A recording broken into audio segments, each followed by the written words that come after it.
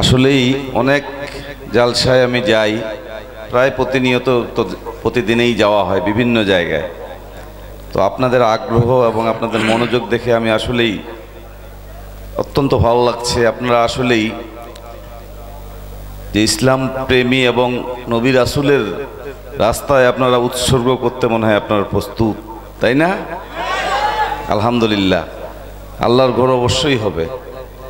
আপনারা যে নিয়তে আজকে আল্লাহর ঘরের জন্য আজকে এই জালসা করছেন, ইনশাল্লাহ সকলের সহযোগিতায় আপনাদের যে আন্তরিকতা, এই আন্তরিকতা, আমি এই মসজিদে তো নামাজ পড়েছি শুক্রবারে, তো ইনশাল্লাহ আমি আজকে যে আমাদের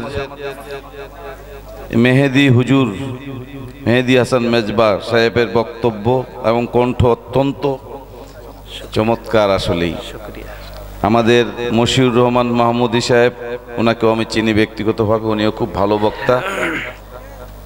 আসলে তরুণ এনারা অনেক উপরে উঠে যাবে, আল্লাহ পাক এনাদেরকে অনেক উপরে উঠাবে আমার মনে হচ্ছে, তাই না? এই বয়সেই এত সুন্দর তাদের কণ্ঠ আল্লাহ পাক দিয়েছে, এটা আল্লাহর কাছে হাজার শুকরিয়া।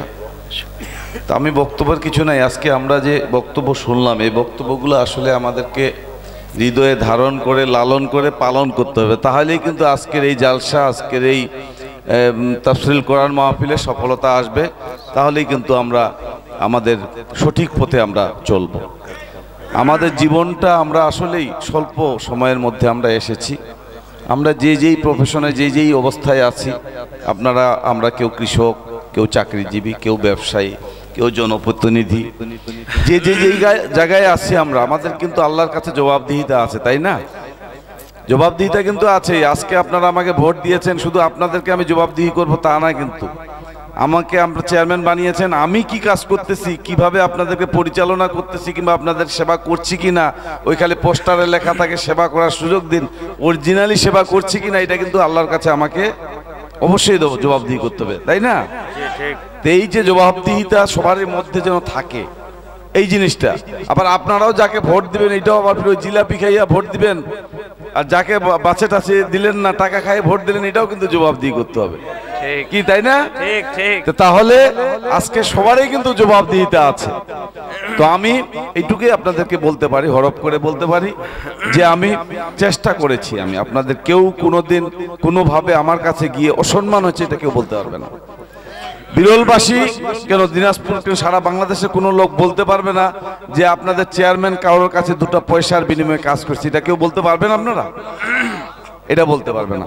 আমি কষ্ট করি, আজকে এই যে ঘোষণা করে অনেকে অনেক টাকা দিচ্ছে, আমি কিন্তু ঘোষণা করে দিতে পারবো না, কারণ আমি তো আসলে মনে করবেন চেয়ারম্যান, উপজেলা চেয়ারম্যান, প্রধান অতিথি, হ্যাঁ মাত্রই কয়টা টাকা দিলে, কিন্তু আমি তো সৎভাবে ইনকাম করি।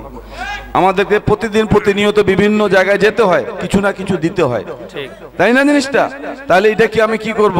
তাহলে এইভাবে তো আমি পারবো না, এজন্য আমি লুকাই দেই। কারণ আমার আসলে যেটুক দেই আমি সৎ থেকে আপনাদের সাথে আছি। আপনারা আমাকে জন্য দোয়া করিয়েন, আমি যেন এই বাকি জীবনটা সততা নিষ্ঠার সহিত আপনাদের পাশে থাকতে পারি সারাটা জীবন, ইনশাআল্লাহ। এবং এই যে আপনারা আল্লাহর ঘর আপনারা নির্মাণের উদ্যোগ নিয়েছেন, ইনশাআল্লাহ আল্লাহ পাক যদি আমাকে আবার নিয়ে আসে, আমার সহযোগিতা ইনশাআল্লাহ থাকবে, সরকারি সহযোগিতা থাকবে। তো আপনারা শুধু দোয়া করবেন আমার জন্য, আমি যেন সততা নিষ্ঠার সহিত, আপনারা দোয়া করিয়েন না আমি ধনী হই, এটা করিয়েন না, সততা নিষ্ঠার সহিত আমি যেন যেভাবে আছি আগামী দিনেও যেন আপনাদের পাশে সারা জীবন থাকতে পারি, এটাই আমি আপনাদের দোয়া চাই। আমার জন্য দোয়া করিয়েন, আমার পরিবারের জন্য দোয়া করিয়েন, এটাই আপনাদের কাছে কামনা। আসুন আজকে আমাদের যে দীর্ঘক্ষণ ধরে যে তাফসীরুল কোরআন মাহফিল, এটা আজকে আমরা হৃদয়ে ধারণ করে লালন করে আমরা পালন করব, আমল করব আমরা ইনশাআল্লাহ। তো আপনাদের আর বিশেষ কিছু না বলে, আপনারা অনেক রাত হয়েছে, আমরা হুজুরের একটু গজল শুনবো, আমাকেও শোনার ইচ্ছা হচ্ছে, আমার মনে হয় সারা রাত থেকে যাই, হ্যাঁ এমন একটা অবস্থা, এত সুন্দর কণ্ঠ, খুবই ভালো লাগছে। তা আমার 21 তারিখে, আমার 21শে মে আমার ভোট,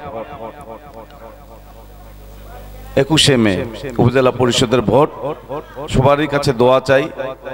হ্যাঁ, আপনারা যদি মনে করেন আপনাদের এই সন্তান হিসাবে আমি যদি আপনাদের ভালো কাজ করে থাকি, আমি আপনাদের কাছে ভোটও চাচ্ছি। আমার মার্কা হবে আনারস মার্কা, আপনাদের কাছে সকলের কাছে আমি এই দোয়া প্রার্থনা এবং সহযোগিতা চেয়ে আমি আমার বক্তব্য ইতি টানছি। সবাইকে ধন্যবাদ। আসসালামু আলাইকুম ওয়া রাহমাতুল্লাহি ওয়া বারাকাতুহু। ধন্যবাদ সবাইকে।